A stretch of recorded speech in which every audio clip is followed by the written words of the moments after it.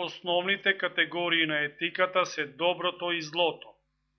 Моралните поими може да се изразуваат и со други поими, како на пример морално и неморално, етичко и неетичко, правилно и неправилно, вредно и невредно.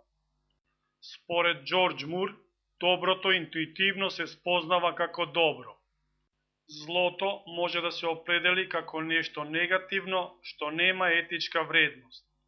Доброто и злото се проценуваат со морална свест, волја, норма, совест, постапување, оценка, санкција. Маздаизмот на Заратустра се темери на теоријата за судирот меѓу доброто и злото како основна движечка сила на животот. Под поимот филантропија се подразбира љубов за луѓето. Мизантроп се нарекува човекот кој во себе носи омраза кон луѓето. Кај беатизмот имаме сакање на доброто и правење добро.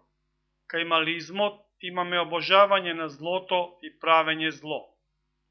Според Оскар Вајлд, да се биде добар значи да се биде во хармонија со себе си. Целта на етиката е луѓето да прават добро. Наложениот морал се нарекува хетерономија и тој се јавува низ повеќе форми, како на пример налози за извршување, совети, постапно уверување, разговори. Морална болест представува состојба кај некои луѓе, кај кои не действува сетилото, разбирањето за доброто и злото.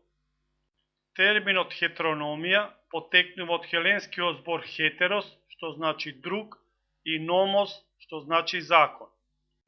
Автономна личност представува личност која самата просудува за насоките на својот живот и своите цели.